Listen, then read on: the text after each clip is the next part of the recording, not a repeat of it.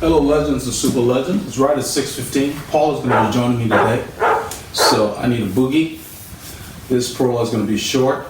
I've got my lightest stuff on. This is a protein flyweight jersey. And I try to match the brown to the brown on my socks, and I think I did a pretty good job. But it's supposed to be very, very hot today. So I'm dressing as light as possible. And I've got my lightweight gloves on. And that should, they're basically like cloth with just a little bit of pad. So I'm gonna go ahead and head out now because I told Paul we're clipping in at 6:15 and it's 6:16. Hope you'll get a chance to get some K's in. On this ride, Paul and I left Northampton. We rolled into the Woodlands to pick up Team RR. You see Doug and his brother joined us. We headed down southwest towards the area that is closer to Tomball. We went down Decker Prairie, Stagecoach. There's a road called Nichols Sawmill Road out there as well. Very nice ride. All of that you're watching is on film. We filmed until we got near Magnolia and then we turned things off. At that point, the group split up. We went into Bobville. A lot of the riders turned on Jackson Road.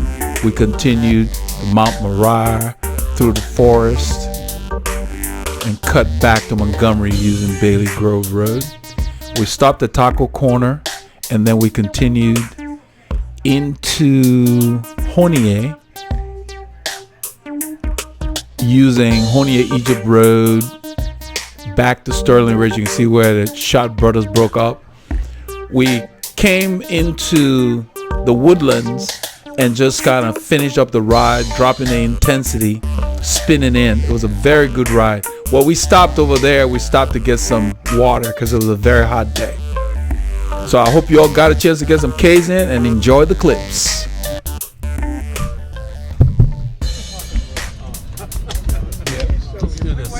We got there just before they were rolling out. You can see Paul's already heading down there. Mark asked me if I had a problem with them going west, and they chose to go west towards an area called Nichols Sawmill Road. You will hear me ask him about it. They're gonna go west past Magnolia, Stagecoach, and then they're gonna come north. They're gonna go southwest. Hardin Store. What about Sawmill Road? You're gonna use Sawmill Road? He didn't hear me there. He's talking to Michael. When you go west, southwest from this area, you have a few choices if you're gonna go north. I think they're gonna do Sawmill. That's why I asked about Nichols Sawmill Road. It's a nice road. It's challenging, and it's smooth and quiet. Are you gonna use Sawmill Road as well? Well, the whole thing is when we get out to Stagecoach, if we want to go Joseph Road to 1488, or if we want to go out to Field Store. I see.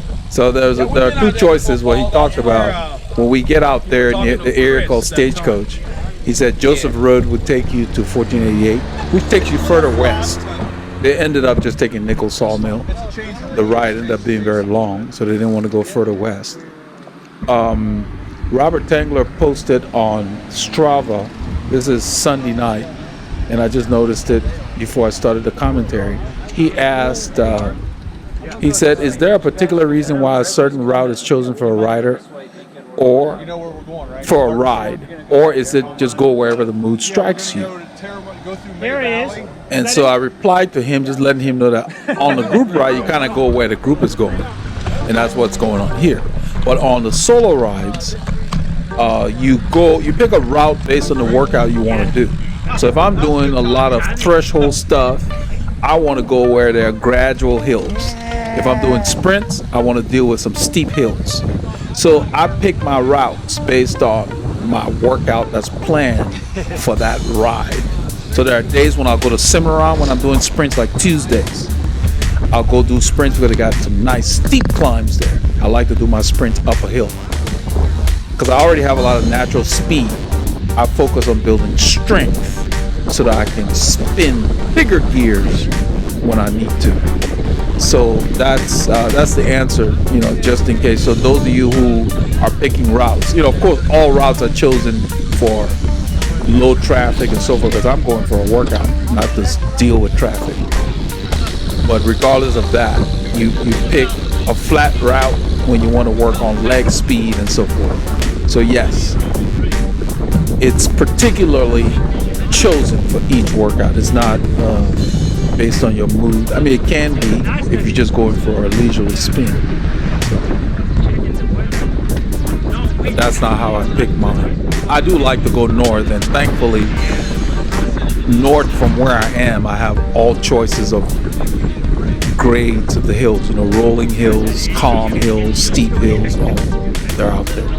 And then I end up doing repeats because we don't have too many steep hills, so you find it and you do repeats. So when I go to Cimarron, I'll hit the hill, do my sprint, and then just loop around and do the same hill again. That's the way you do it. So we're basically trying to get out of the woodlands here. We're taking Alden Bridge Road, which will take us southwest out of the woodlands on Field Store Road into Decker Prairie and Stagecoach and so forth. And then we'll head north to Magnolia and end up going 1486 to go further north into Montgomery County. A lot of these guys ended up turning around at Jackson Road. We continue. I'm having some challenges with the strap on that shoe, the Velcro fastener, the part that's the fabric that sticks to the gripper part. The fabric, it's like it's frayed, and so the shoe is in excellent condition, even though it's 4 or 5 years old. But you can't replace the strap, so you have to work it in place, and then it sits there for a while. It took me a little bit on this ride to get it situated, so I'm going to go ahead and resolve the issue permanently by buying an additional Velcro, the fabric part, and just glue it under the strap so it can attach, because it's having problems staying closed. That's the only thing with these Velcro fasteners. So you got all the extra, the fabric hairs are just sitting up, and so I use the scissors to cut them down, of course, but then you're losing the stuff that grabs onto the hard plastic part that's on the shoe. So I'm gonna source. It's white. The fabric part is white, so I'm gonna source some white Velcro fastener and just add another layer on there, and it should be fine, because that shoe has a lot of kilometers left in it. So right here, you see all these cars on the side of the road. Apparently, I didn't realize it until we got back, because we saw it going, and when Paul and I were spinning back, we encountered a bunch of cars like that. They're having graduations. Those of you who saw the movie The Incredibles, where I grew up, we don't have graduations from 3rd grade to 4th grade or 5th grade to 6th grade, that kind of foolishness. We have graduation for high school, graduation for college, graduation when you get your master's or your PhD. That's it. And in the movie, the character, Mr. Incredible, was telling his wife, because she was saying, make sure you don't miss the little boy's graduation. He said, he's going to the 3rd grade. It's not a graduation. We keep celebrating mediocrity. And that came to mind. I love that scene. It's kind of funny. But that's what that's about. Those are elementary schools and so forth, or middle schools, that they have all this stuff going on. So when I got back, my wife told me about it, that all the restaurants were full because they were having all these graduations.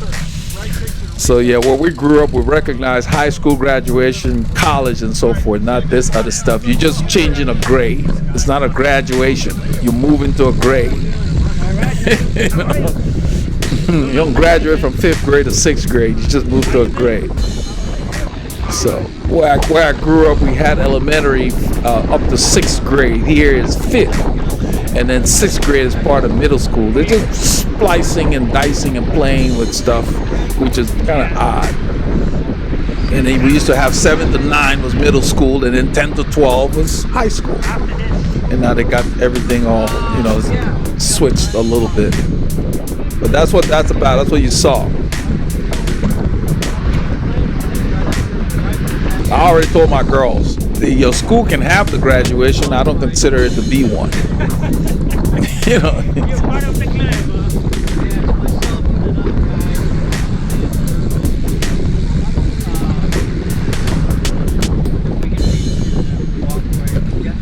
It ended up being a very humid weekend. We had a lot of moisture in the area from earlier in the week, and the heat has settled in. The wind's coming from the Gulf, so it's warm. I'm sitting in the back here just to kind of ease into the ride. A lot of the guys here don't like to stay near the front. You will see that, and it will be evident for you to see in a little while. And Paul has to basically tell them, look guys, you need to come up front. I'm trying not to film the road. I want to film riders. He literally had to tell them that. You don't hear it, but he basically told me he had to tell them that. And you would see them leave a gap, because at that point I'm at the front with Dan, and we take off after the light changes, and he's waiting for them to go, and nobody wants to go. You got this huge gap. The guy on the left is Malcolm. He's from the UK, but he lives in Denver now. So he comes by periodically to visit. He used to live here. It was good to see him again. He was here in the winter.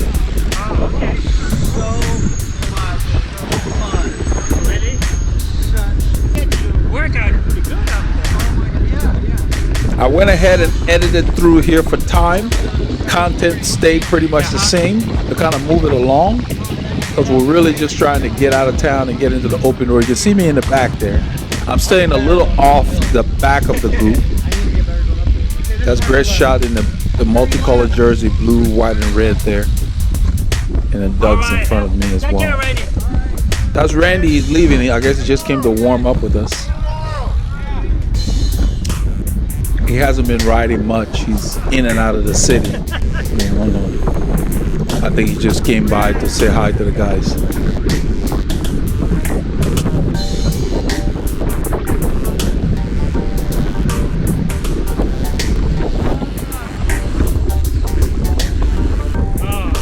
Fun ride last Monday. Packed our bikes up. Have you ever driven up to Dallas? Paul is at the front, just rolling along.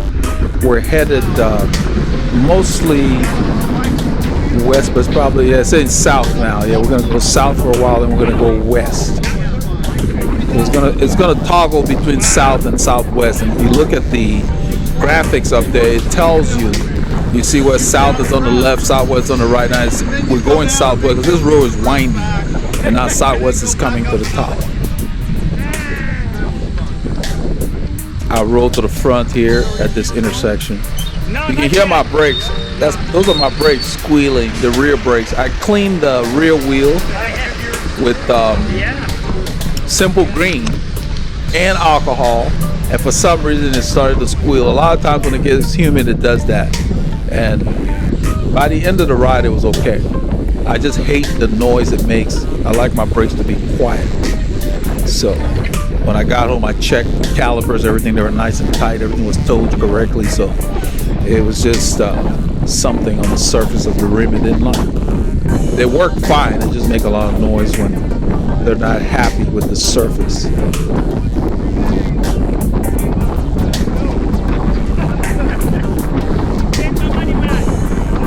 So you would see me fiddle with the shoe on and off until we get to, there's a major intersection where we'll stop before we get on 2978 and really get on the open road. I took my time to really get it. Right there, I think I put an arrow, I don't know if it was here. I think in a little while, a few kilometers, I will put an arrow on my foot because the strap just kept lifting because the Velcro is not grabbing the fibers. The problem is the fibers. And so I've got an idea of how, there you go, I'm pushing it down again and just laying it down and pressing it. After a while, it ended up settling, but I hated having to mess with it. So I will order some extra Velcro fastener, cut them up and glue them on the inside of the strap. The strap cannot be replaced, but I'm not gonna trash a pair of shoes. Those shoes were a pretty penny. 5 years ago. They're in excellent condition, and they have a lot of use in them yet, so I'm gonna salvage them. Maybe I'll make a video about how to do that when I do it. I'm basically just gonna add a new fiber strip on the inside. If I can't find a white fiber strip, I will use the black, because I've got some black ones here. I had done that on another shoe. That's the problem with the Velcro fasteners. After a few years, the fibers just get out of whack, kind of look like unkempt hair, and they just don't grab anymore. Every time you put them together, tear them apart, the fibers stretch. After a while, that's it.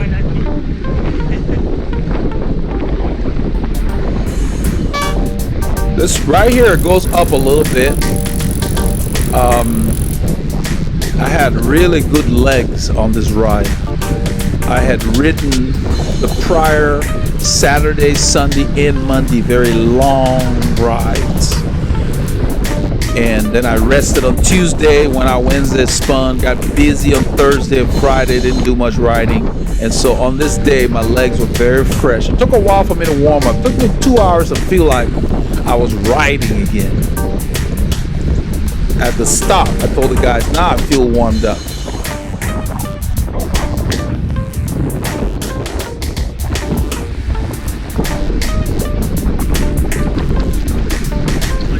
I hope Paul gets a shot of Michael again. I think he will at the light.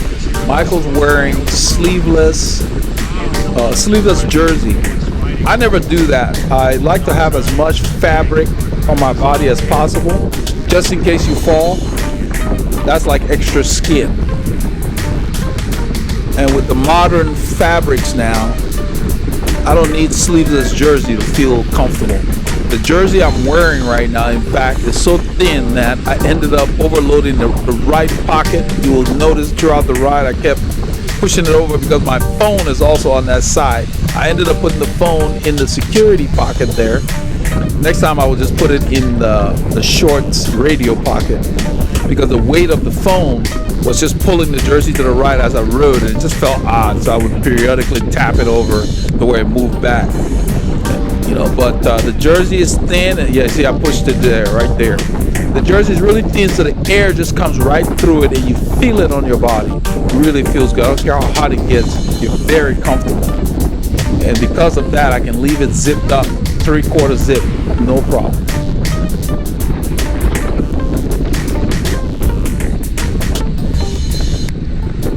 They call it flyweight, and it sure is. And it does not require any extra special care.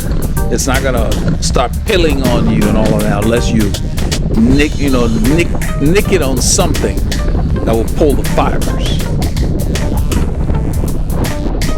There's a short little sprinter's bump here that we go over. These are some of the roads I'll come on to do some sprints on sometimes. This one's too short. I like a climb that would take me about 30 seconds or more when I do sprints.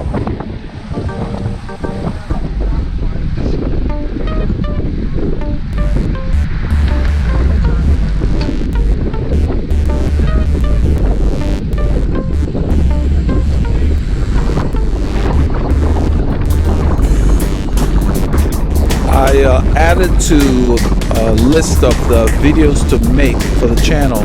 Somebody posted a comment that inspired me to consider doing this down the road. On one of my videos about setting the cleats without cocks, the person said, this is the hardest, or this is very hard, or the hardest one. I knew what he meant. And I think it was done by somebody who probably speaks multiple languages, and English may not be their first. You can kind of tell because the grammar was not on par, but you understand what they mean. And it resonated with me. What he was trying to say was that setting the cleats is one of the hardest things you can do with a bike in a bike fit process. Because if you don't set that right, your feet will never be happy. Of course, it starts with having well-fitting shoes.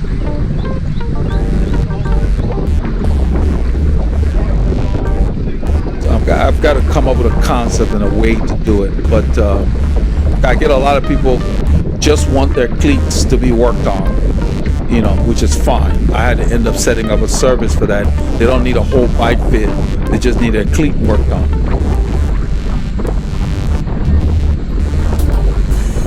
If they're local, it's easier, but the remote stuff takes more care.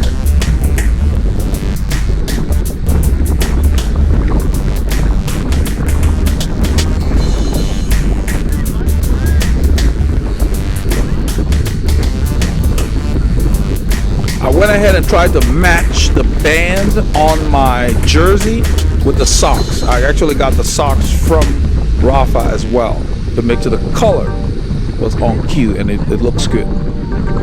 They actually made that after that jersey came out, but that was their intent.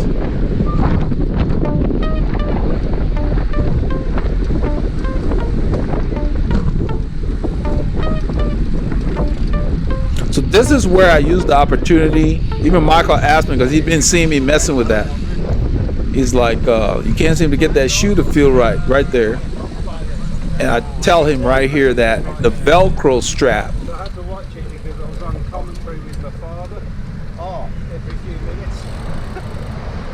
So I go ahead and stop here and basically remove the straps, move the tongue of the shoe over, and lay them down, and they seem to settle after a while because I knew we were ready to start riding. So that's what I'm doing there. But I will get it permanently fixed. I'm gonna get some new fiber glued on there, a new strip under it.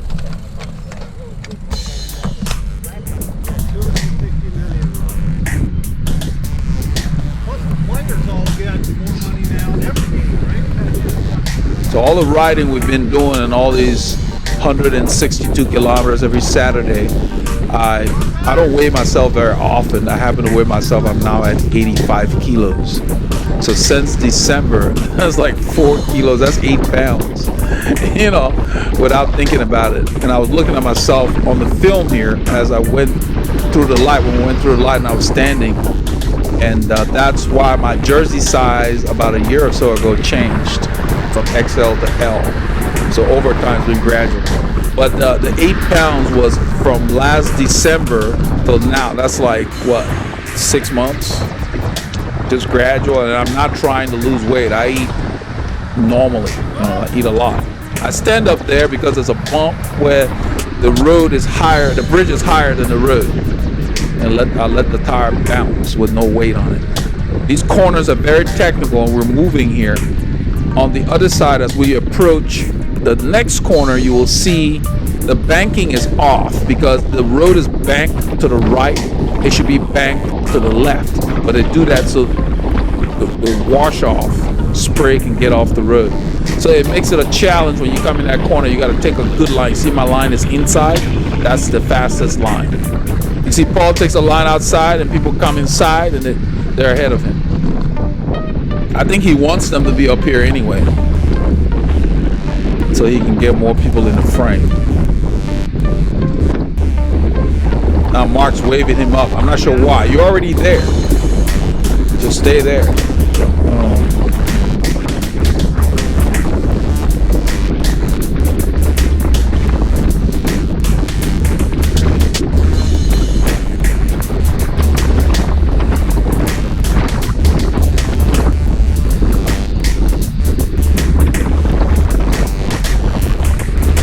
I'm sitting on Dan's wheel. I know the riding has started because we're out here. We're gonna get a few lights, but this is a straight road. It's early Saturday morning, so it's not busy, but normally it's not one of my favorite roads to come on. There's a good amount of traffic on the road, but I've ridden this road many times. It's a slight grade, and these are the kind of roads I like to use when I'm doing threshold workouts. Up to about 4% grade. It's perfect, a gradual grade, so you can keep the pressure on and keep the effort on.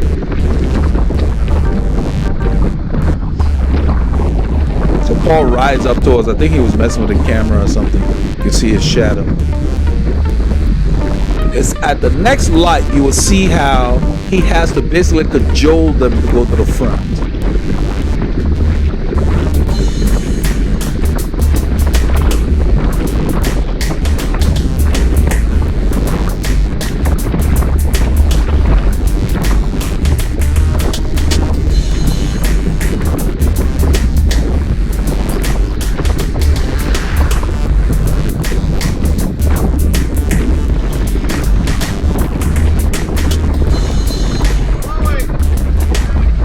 So once we come to a stop, I always spread out so I don't have to brake. And just kind of coast. I think the light does not change. I think we have to unclip anyway. But I basically use the hill to slow me down. On this next couple miles. Yeah, I'm not sure why Mark said that. He said we should go single file in the next couple of miles. We're gonna go single files for the rest of the ride that you're gonna see, because unless we're in the neighborhoods, these roads are busy, and we're gone. Paul is trying to get them to go. You see Paul's shadow? He's intentional. He's looking back. I don't know if you can tell. There he turns his head. He's looking. He wants them to come up so he can have people in the frame. Everybody wants to hang at the back. Everybody can't be at the back. I'm not sure why Mark is out there. I don't know what he's looking for. It's time to ride. I'm sitting on Dan's wheel. I believe Malcolm may be in front of me. I may be on Malcolm's wheel, and then Dan is still pulling.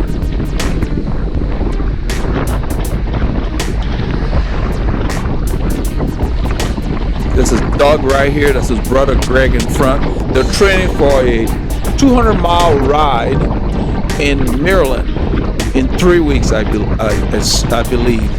Because Greg told me, I asked him what the date was, and he just said it's 3 Saturdays from this one. So it might be late June.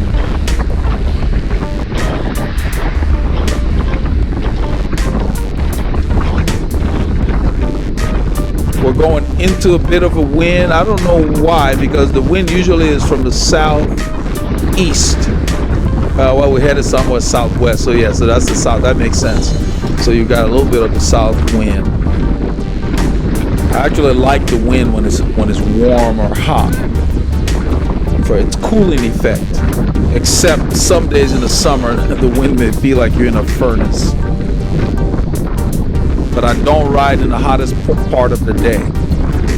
And as I said earlier in another video, it's between 2 and 5 p.m. It's the hottest part of the day. Especially if you come from an air-conditioned room and just go out in the middle of the afternoon, it's harder. If you go out in the morning and you're doing a long ride and you're there as it warms up, it's easier to deal with because you're already out there. And I definitely am using a lot of sunblock, legs and arms. You guys will see Paul H. in a long sleeve light jersey because he's very sensitive to the sun. And it looks like Doug has his arm covered with arm screens as well. White arm screens. I have a pair of those at home.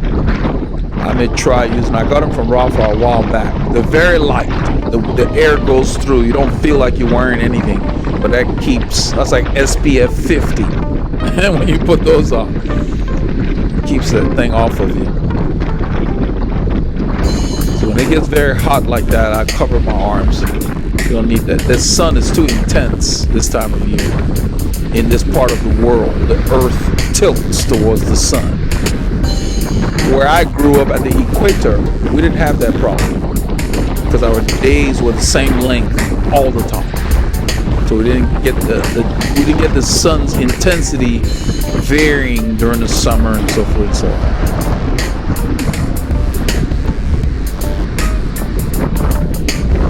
Dan pulled off the front.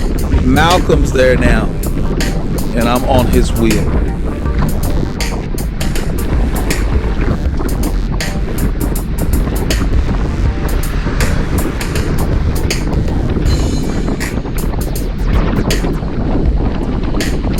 And the pavement on this road is so nice, in this section anyway. Nice and smooth.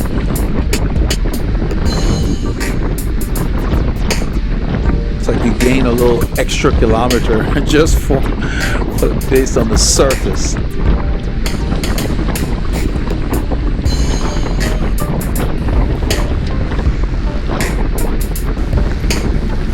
My least favorite surface are the chip seal highways they have out here in certain parts, like 1486 north towards Dacus. Feels like you're riding on welded gravel.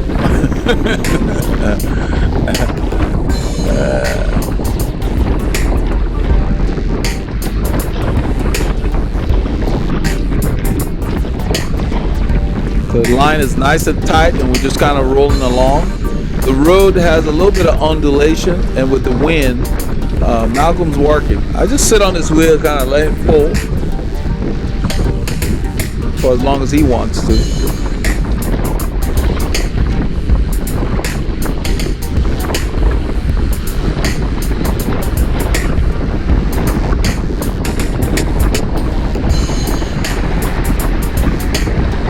I don't know if we're there yet, but in a little while we'll come across, there's a couple of railroad crossings. Yeah, this is the first one. I think the first one is bumpier than the second. But all the railroad crossings, I take my weight off the bike.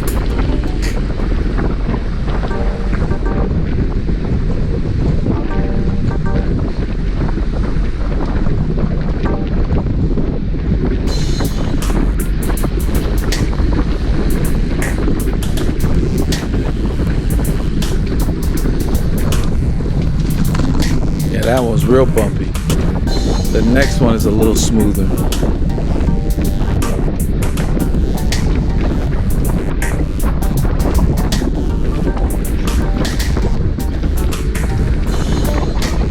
We have these near where I live, and all throughout the night you hear the trains blowing their horns.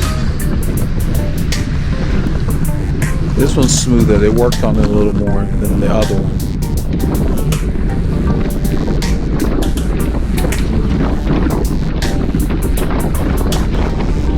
So this road, Fuel Store Road, it's a nice road on the weekend, but during the week it's just too busy. The volume of traffic is kind of high, and there's no shoulder or anything. We don't come this way that often.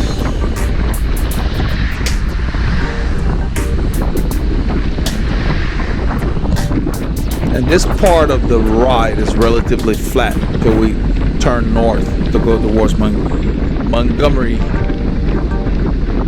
Magnolia.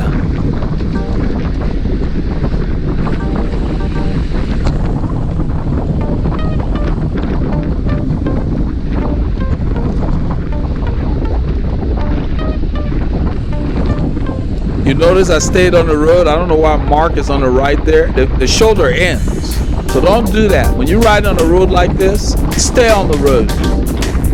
That shoulder ends, and he knew that. So if you're riding and you get on that shoulder, then how do you get back on the road if it's busy? You gotta just hold your position, let the cars go around you.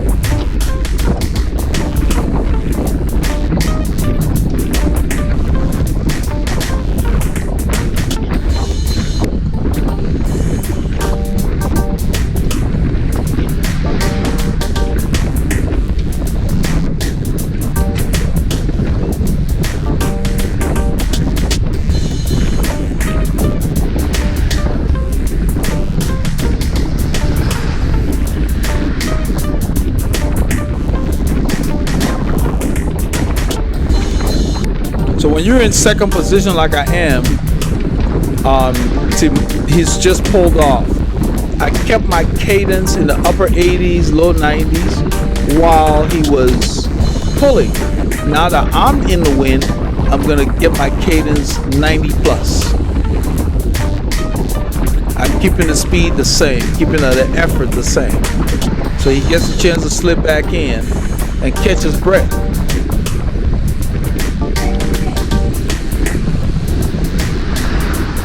So guys like Malcolm that you see just pulling off, these are the kind of guys I like to ride with. And this guy here in front of Paul here, Doug, I like to ride with him. Neville in front of him there. I like to ride with people that take poles, so that if they're in good condition, they contribute to the group instead of the ones that just sit in and want to make what I call poser moves. Like when the group is taking it easy, then they go off the front and start looking behind. Like, you know, every group has one like that. So those are the guys I try to keep the pace amenable for, so that they can be encouraged to get to the front and work. And Mark, you see up there, he takes a lot of pulls. Greg also up there. So the thing is people who want to improve, the goal in the group is at some point get out and put your nose in the wind instead of just sitting in. You're not going to get to be a strong rider by sitting in. only sit in when the pace is too hard for you. But once you get to where you can tolerate it, then you want to go even harder to put more stress on your body so you can improve after your body adapts to that. So you're always striving for more. There's a construction going on. It's Highway 249. This highway goes into the city. It hits the tollway, and then it also goes through Tomball. It's going to be going all the way to College Station. I guess that's the long term. They're going to call it the Aggie Expressway or something like that. They got long-term plans for it. But it's a tollway, a part of it, and they got some free sections as well. Right here, there's a construction we were not aware of course. And you see Paul is panning. I'm not sure what Malcolm is doing over there. I think he went to push the signal, the pedestrian signal, so this light can cycle. I kind of let it run normally so you guys would see. So as we stand here, we're trying to figure out, okay, what do? We don't want to go north where you see the bus is going and do a loop and come back. So we're gonna go through, because Mark asks me in a little while, can we fit through those barriers? And of course we can, because they never put the barriers completely together. So there's enough of a gap to ride through. At first I thought we'd have to sneak through. So I'm pointing to the cars that are still coming so nobody tries to do anything.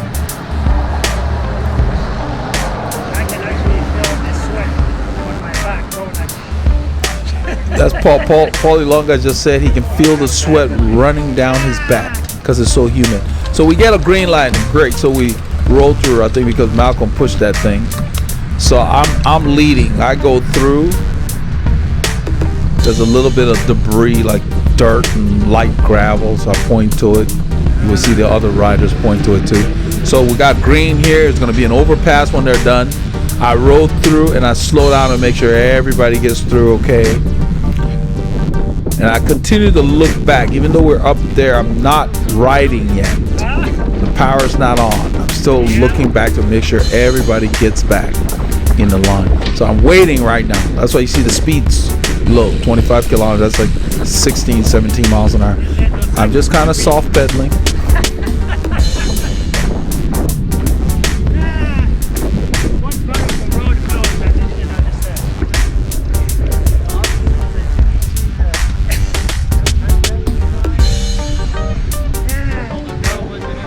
So you see how Doug is picking up the blue in his shirt, his socks. That's the way you want to do your kit. Pick a color. He could have gone with white as well. It would work. You pick a color, any color. If you got multicolored jerseys, just pick one and get a sock to pull that color out. That's how you coordinate. So we're up the road here. These guys, there's a gap here. They're going to have to get up there because right now we're ready to ride. I'm still soft pedaling up there. You can see the speed's still 25 kilometers an hour. I keep looking back to make sure everybody's back. And usually once everybody gets back, someone says we're all here.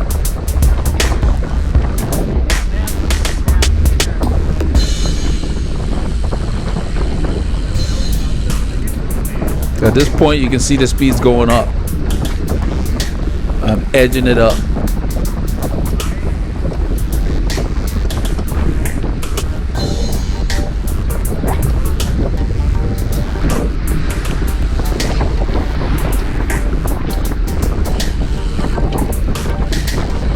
So this road would take us to an area called Stagecoach area, and then we'll stop at a store, and that's where the filming stops.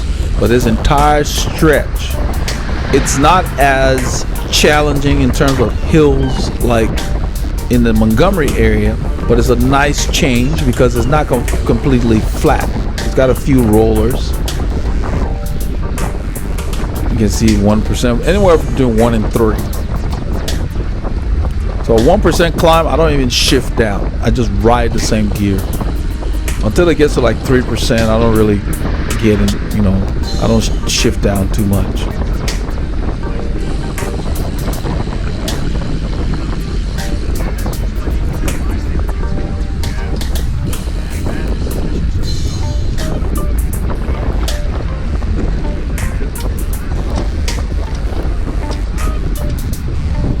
We're still headed west. and then after some kilometers we'll go north, but we're going to cut through some neighborhoods, and so it's a very scenic route. There are quieter roads than what we're on now that we'll go through.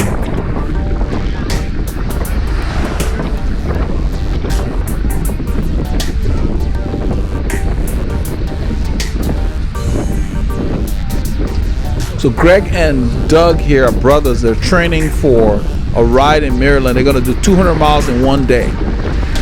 And Jerry Lutner is also going to go with them to do that event. So we're talking about at least 12 hours of riding.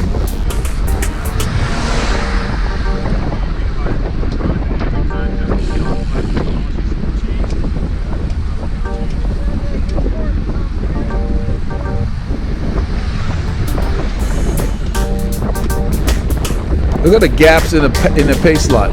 So they need to get up there because you waste a lot of energy with all these gaps.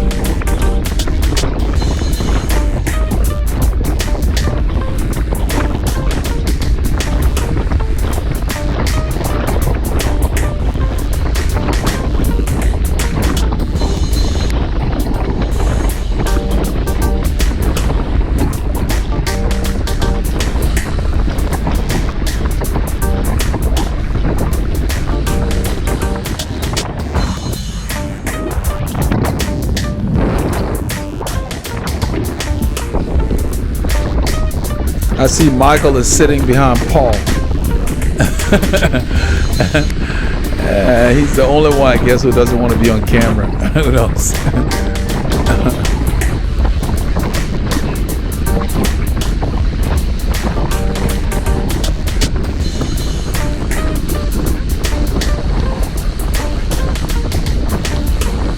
We take a left turn at this gas station here.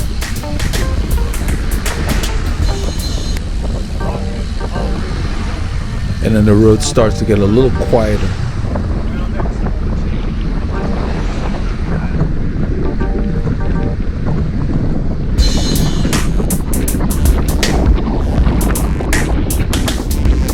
I'll pull off the front.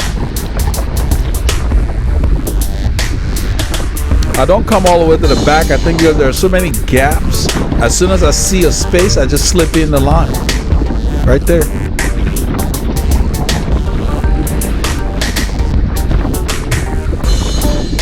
This way I get in the draft immediately and seek shelter. That's the way you have to ride. Sometimes people will leave gaps intentionally. Sometimes people just leave gaps because they like to ride that way. And I know for a fact that I pointed that out. The guy behind me is Ms. Neville. I pointed that out last week. The last ride we were on, I don't know if it was last week or not, but he was leaving a gap and I went around him as we went up the overpass. So riders who don't stay really close can create issues for you. If the group really starts to go hard, you have to make up so much more ground. So I don't follow riders that leave a lot of gaps. I like to follow riders that keep it tight. And you save your energy for when you really need to work hard.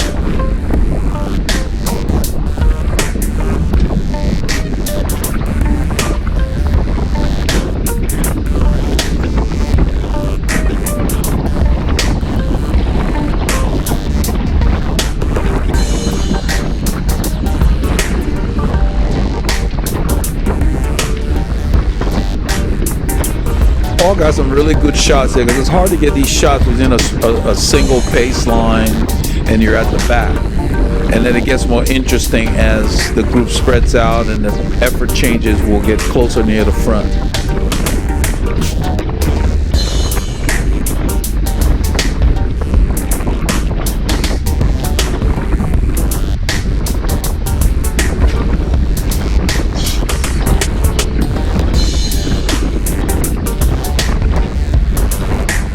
Keep my cadence right now is in the mid 90s. Once I start getting near 100 RPM or so in the back, unless we're really riding hard, I shift up. Because I only like to use the very high cadences for acceleration purposes.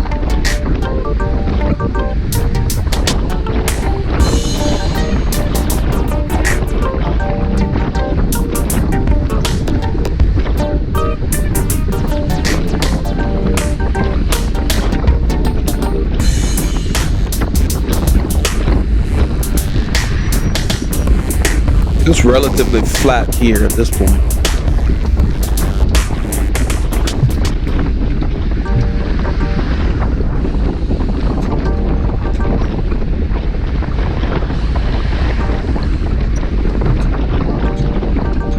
The guy in front of Doug right here, his brother Greg, his bike was making a lot of noises, and so I asked him, and he said that he thinks it's his bottom bracket.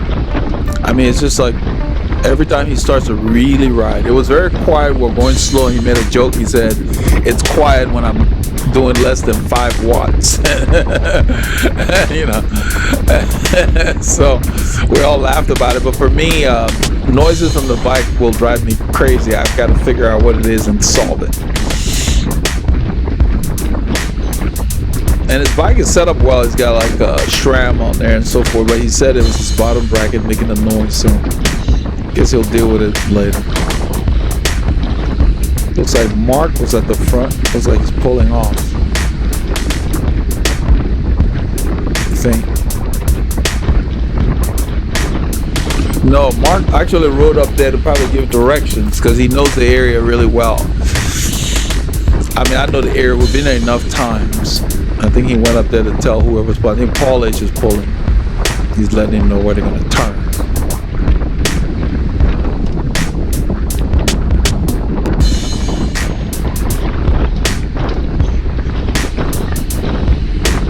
So since setting up the Velcro on my shoe at that intersection, it held. It behaved itself. I got to figure out a way to look for some white Velcro to enhance it, because I don't want to have to deal with it again. And I still like those shoes. During the summer, I like to use them.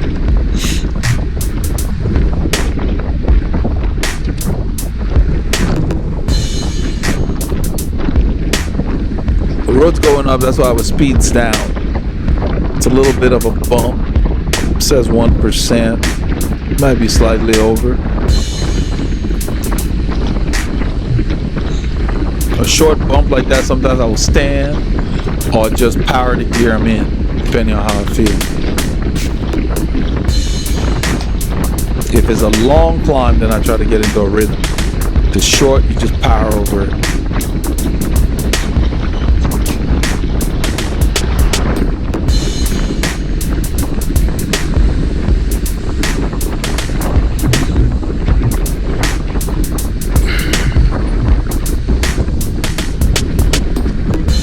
This is where we're gonna go into a neighborhood, I think. I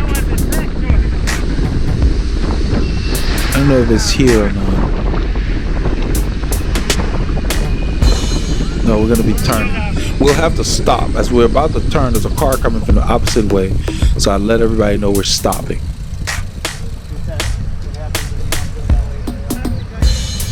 Somehow I end up at the front again.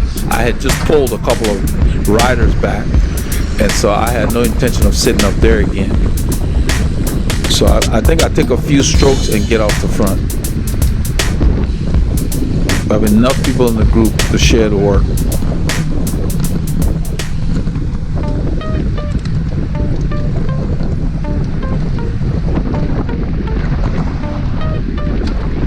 A slight grade here.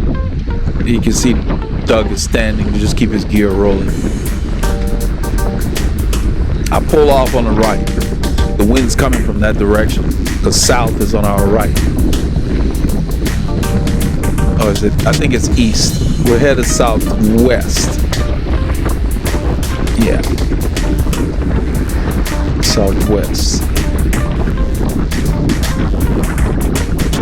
So I just rolled in the direction where I felt the wind coming from.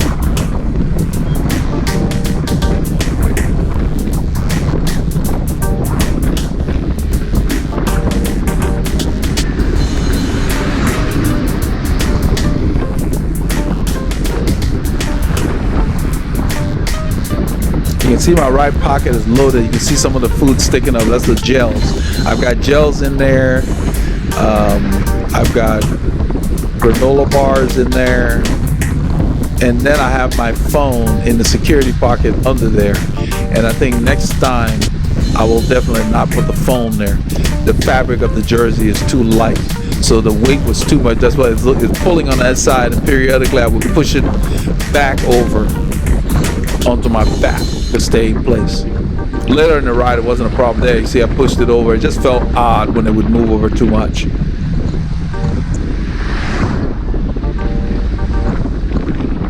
So for a 6-hour ride, I carry at least 4 gels, and then I have bars and other things.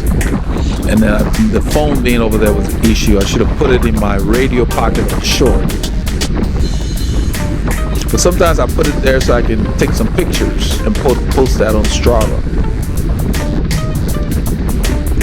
The main reason I don't use the middle pocket for any of those things is that the middle pocket is reserved to carry the gimbal when we're not filming. And most times we have to put the gimbal up while we're riding. So I don't want anything else in the middle pocket. So a thicker jersey, it would have been fine. But this flyweight stuff, yeah, the phone was a bit much. But it was fine. Just looked a little odd. And it felt weird from time to time.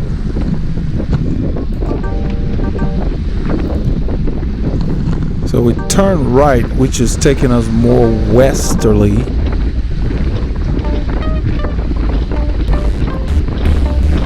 There's a bunch of little roads that we use out here I'm not that familiar with, but we ended up taking a road called Joseph Road in some kilometers down the road, and that's the one that took us north to Magnolia. Right now we're probably on a road called Butera Road, which will take us past Nichols Sawmill. We're in the Nichols Sawmill area, but we did not use the road Nichols Sawmill on this ride. So Mark had pulled off the front, he's drifting back. I moved to keep my position.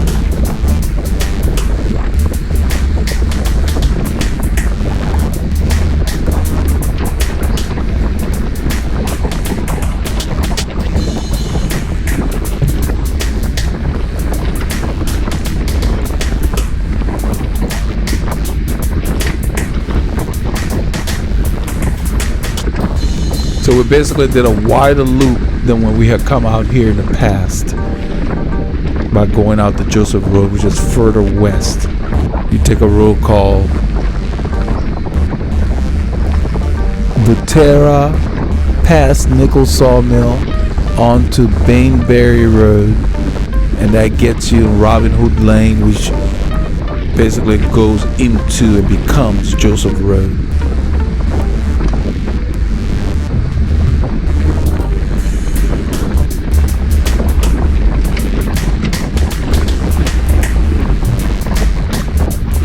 Kept moving that pocket back because it felt weird, and from time to time it would just feel out of place, and by moving it back it just kind of helped it center itself and feel better. By the second hour or so the pocket was much lighter. I'm reaching for a gel because I ingested a gel when I left home, and this is like an hour 30 for me because we rode like 35 minutes thereabouts to pick them up. So I try to put something at least every hour, sometimes every 30 minutes depending on what's going on. It varies from ride to ride. Somebody had asked, how often should I eat? Eat before you're hungry. If you're thinking about it, eat something. I stuck the wrapper in the opposite pocket that has my toolkit. Disposed of it later.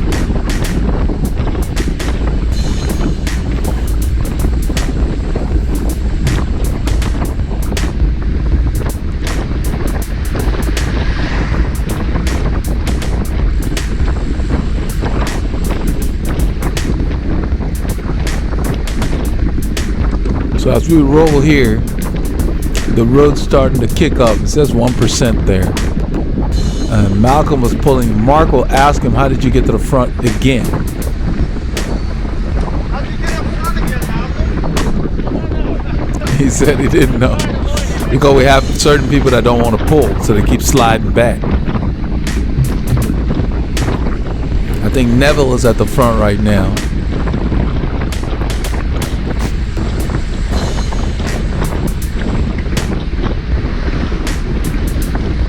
I stay slightly to the left of Doug so I can see around them.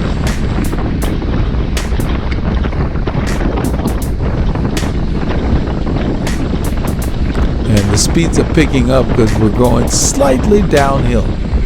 It might register. That's why I moved to the left, because I'm rolling faster than the guy in front of me.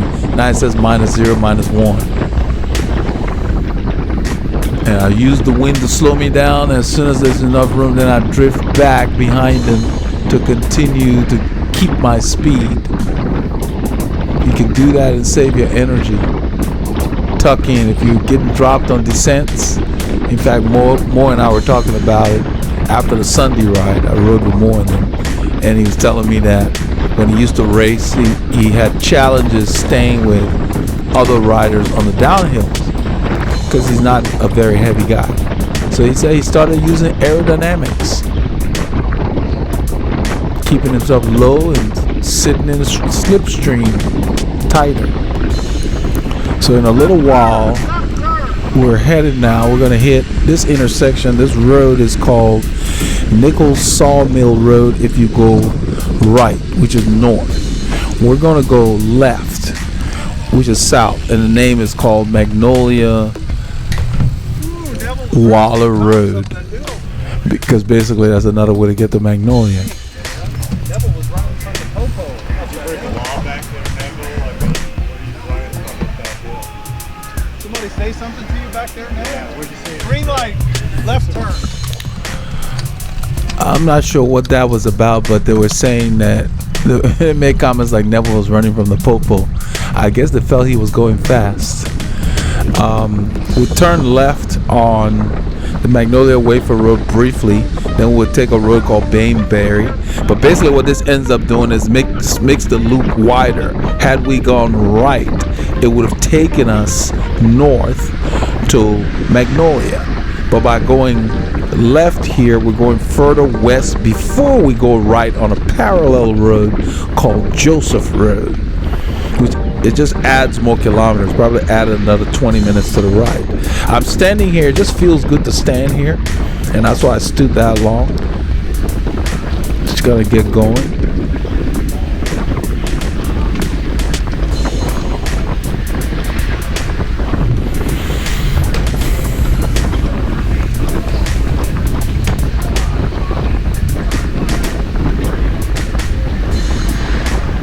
You can see the gel wrapper in my left pocket. That's the one I just ingested back there.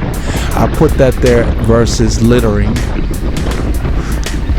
And once we get to the stop, I use the trash can and dispose of it. A lot of times I would stick it under my jersey, but with the gel, I don't do that because you get that sticky stuff all on you, because once it hardens, I mean, although this SIS is like juice, it's still sticky if you get it on you. It's very sticky. If you watch my feet as I'm pedaling, you can see how free the pedals are. When you have your fit done correctly, that's the way your pedaling should look. You shouldn't be constrained or restricted when you clip in. Your feet should be free.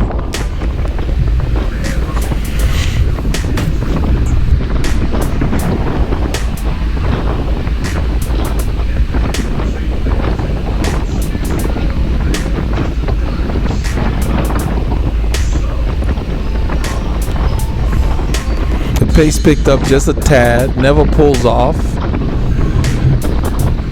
We'll roll through. I think there might be Greg Schott pulling now. Yes.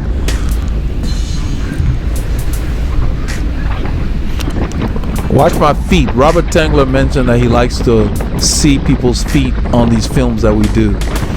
Watch my feet, how it looks like I'm slapping the pedals and just kind of flicking them back.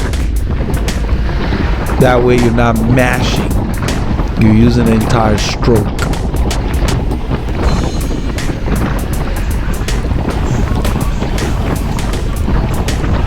So everything comes with practice. You can't just develop that overnight. You have to work on it every time you get on the bike. Pedaling is not a natural motion for humans. We're predisposed to walking versus riding a bike. So it's a learned skill, and you have to continually practice to remain efficient.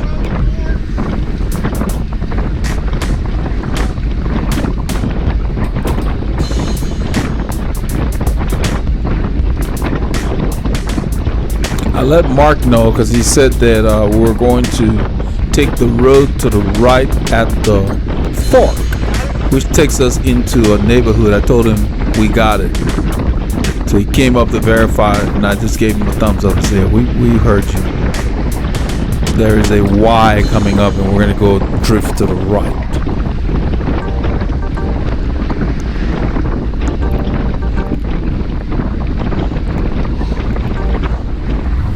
I think this road is Robin Hood Road or something like that.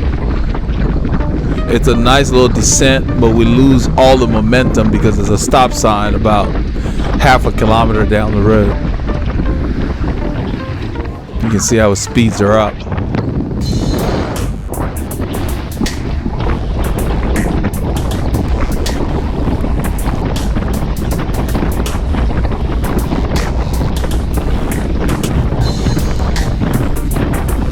I've got to where that the longer the ride, the more I drift towards the Rafa shorts. When I go to my closet, they're my go-to shorts for long rides. They just work so well. They stay in place, they fit well. I really like them, and you know, the Protein brand works best for me. So we're stopping. We lose all that speed. So when we get to the stop sign, I'm like, man, we lost all that momentum. Greg's done pulling. His brother Doug on the right is going to take over. So nothing's coming. We'll let everybody know it's clear. That's why I tell Doug, I said, we lost all that momentum. So we'll resume. I left it in the same gear I was in. I'm probably riding a 16 right now. Since it's flat, I didn't bother shifting much. Just pushed it when we got through the stop sign.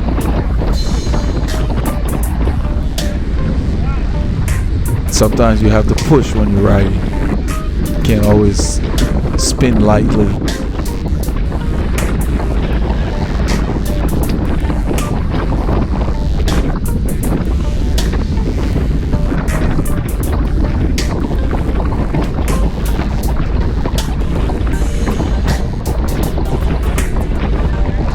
So you can watch my feet and see the pedaling action.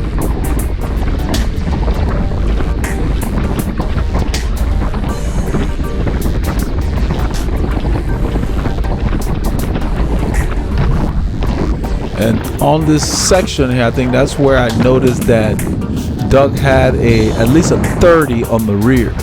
I ended up mentioning that to him, and he corrected me. He said, no, I got a 34. So he's got a 34 in the front and a 34 on the back as his smallest ratio, because where he's going to Maryland, there's going to be a lot of steep climbing, steep hills. They're climbing 2 peaks in one day. Or is it Double Diablo is called? No, Diabolical Double. 2 mountain passes.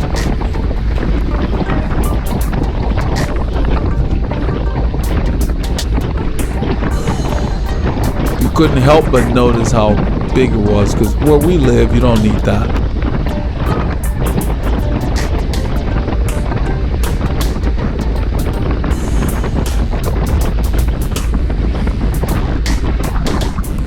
You notice how close I am to him? Just sitting there, because by saving my energy here when he pulls off, I'll be able to work and pull the group along instead of wasting energy leaving gaps.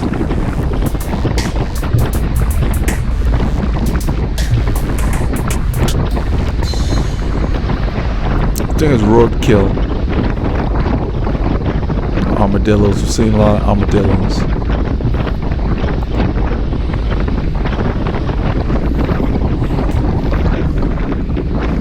The wind's picking up. We're headed west, so the wind's coming from the left mostly, a little bit in our face.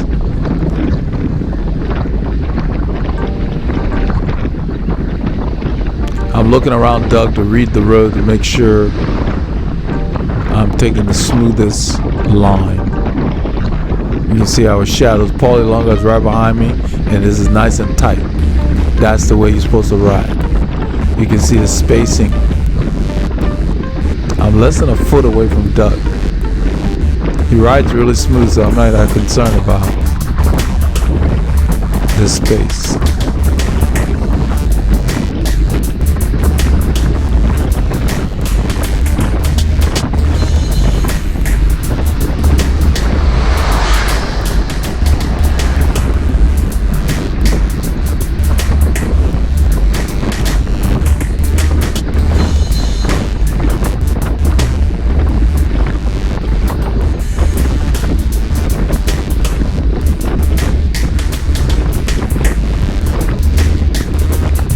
So as we roll along here, I'm wondering, I'm like, okay, he's been sitting there for a while. I'll just wait till he's done as opposed to trying to go up, because his speeds are fluctuating between 33, 35. I take a drink here just to make sure I'm ready when he pulls off to do my share of the work.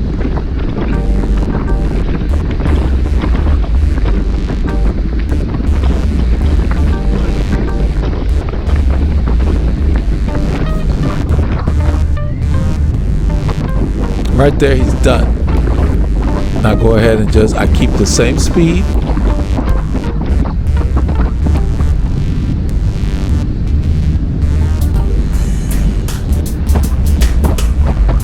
I'm just riding. I did not even look behind. I've got a rhythm and I'm just gonna hold it. So since I took my drink and I stayed really close to Doug, now I can work because I didn't wear myself out by leaving gaps in the pack or neglecting my fluid, my hydration needs, or energy needs.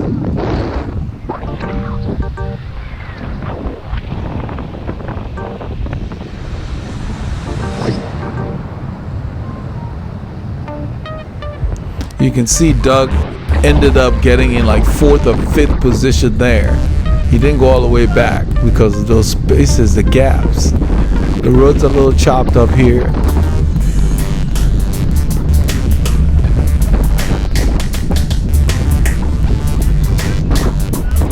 So all I do is I pick a smooth, clean line. And I'm leading the guys on the cleanest part of the road to use.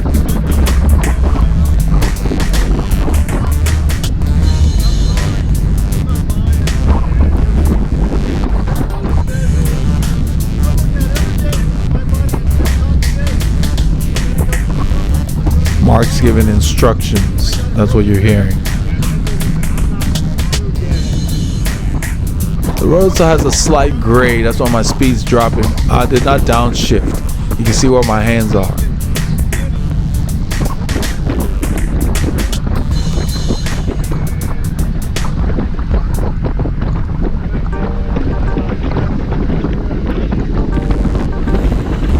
So when I'm riding, I'm not looking right in front of me. I'm looking all the way where the curve is, just to make sure I'm ready for any eventuality of anything that comes up.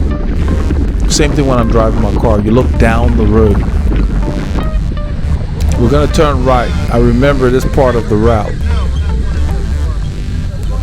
Straight out Joseph, right turn to 1488. I look back.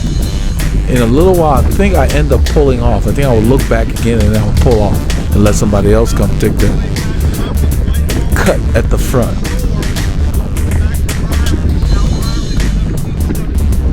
Right there, I pull off.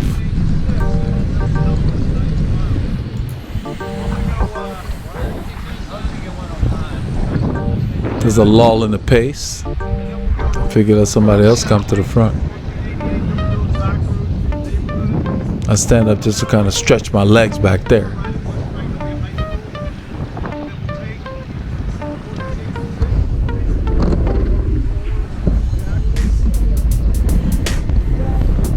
And we roll along here. It's a good rear shot here. Dan's sitting on Paul's wheel. Paul ended up pulling for a while because I don't know if it was here where he pulled for a while, but I think it may have been off camera. I ended up asking him, you know, we're doing 100 miles. He said he was feeling good today.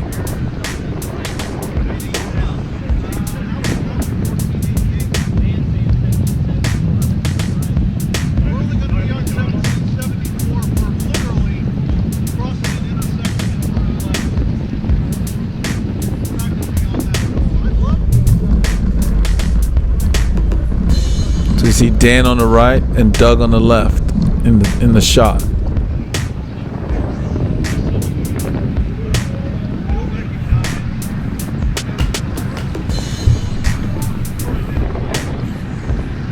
There are points in every ride where the pace is not hot and heavy.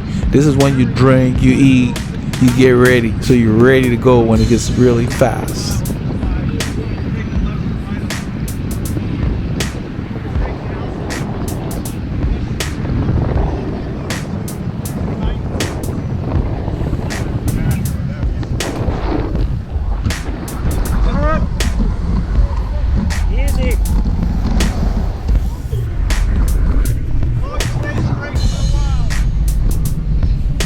Mark's telling us that the road goes straight for a while.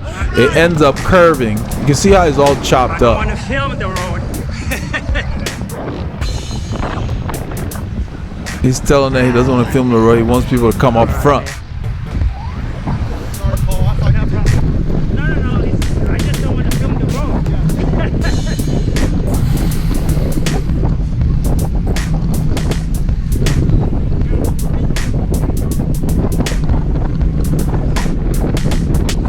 So Dan took the lead.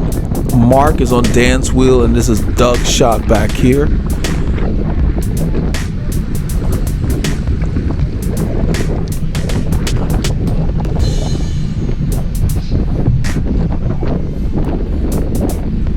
I think this is where we get on. I think this is Joseph Road. This will take us into Magnolia. This road is parallel to Nichols Sawmill Road that we passed.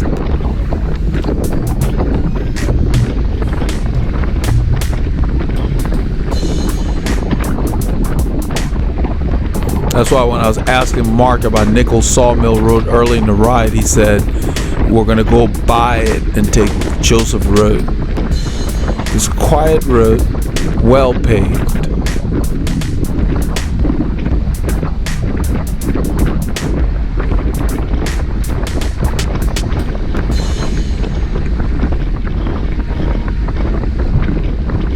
In a few kilometers, I end up riding up to the front.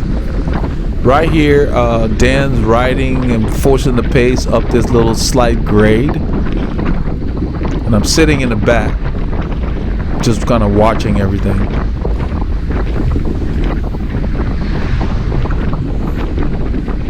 Nice tight line. That's the way a pace line should look.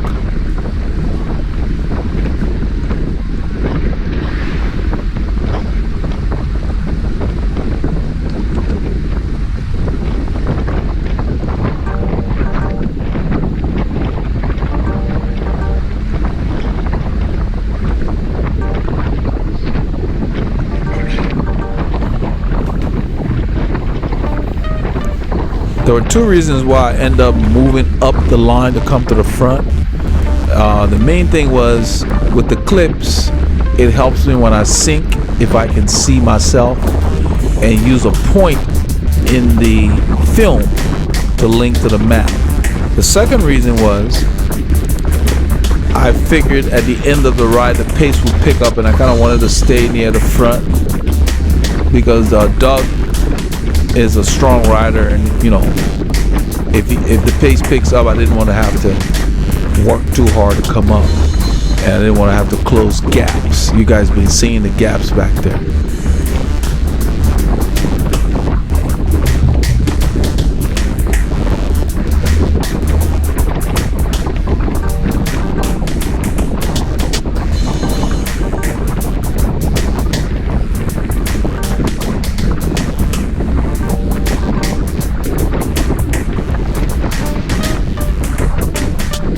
Dan pulls off here.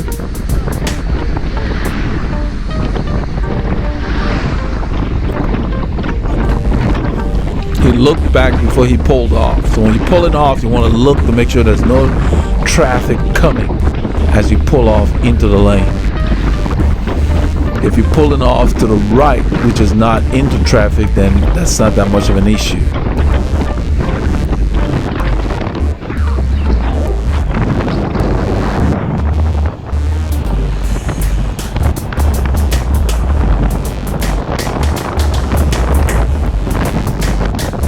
Paul is back there. The stop sign coming up. A lot of the streets out here are not heavily traveled. And that dead ends into this road, goes into a little subdivision there. So nothing's coming. Mark says it's clear. We roll through.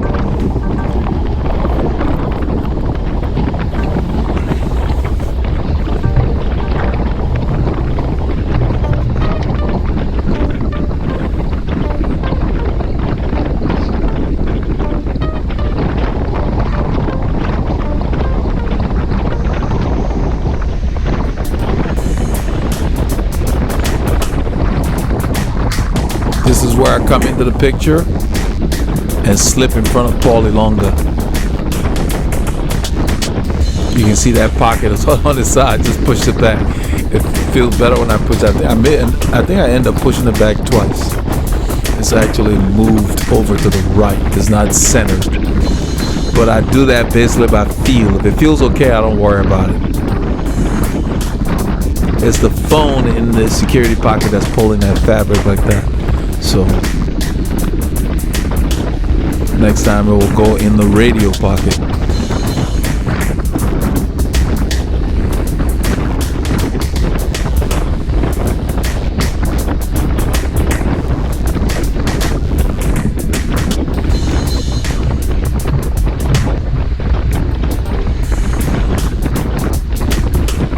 Just steady. There are different kind of paces in every ride. What we're doing here is more of a steady pace. If you're in a group ride where there are attacks and a lot of repeated sharp accelerations, it's more challenging. So every ride is different based on the character of the ride.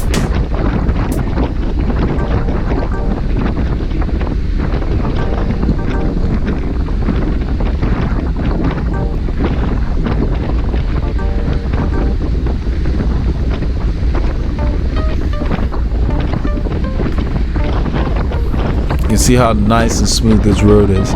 It's going through a subdivision here. There are people houses on the right. This takes us into Magnolia. This is Joseph Road. Curves.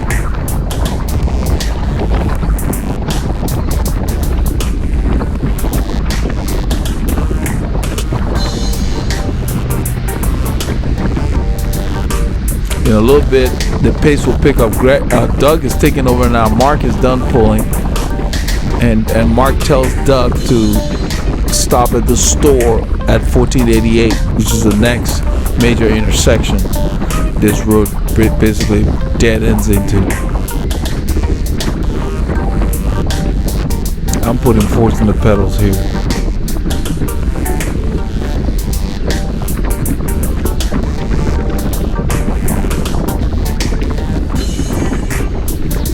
You'll see my cadence continue to rise. The road is going up. I keep it high. Still early in the ride. I've got 5 hours to ride, 4.5 hours, let's say. So you got to save your legs.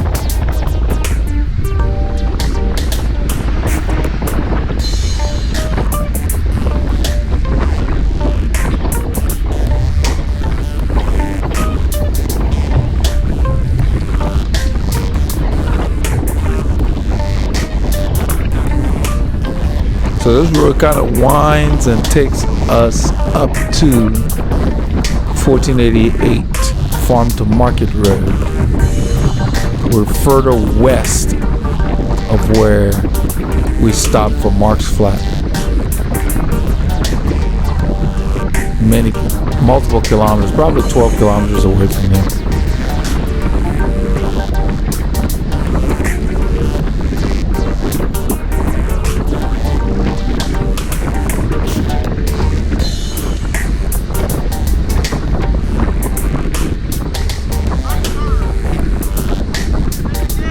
It says 1488 right there. That's where Joseph Road ends into it when you headed north. So now we turn east. I check for traffic, get in the turn lane, and there's the stop right there. So I hope you all got a chance to get some K's in. But this is what we did on Saturday. Keep those doctors fired.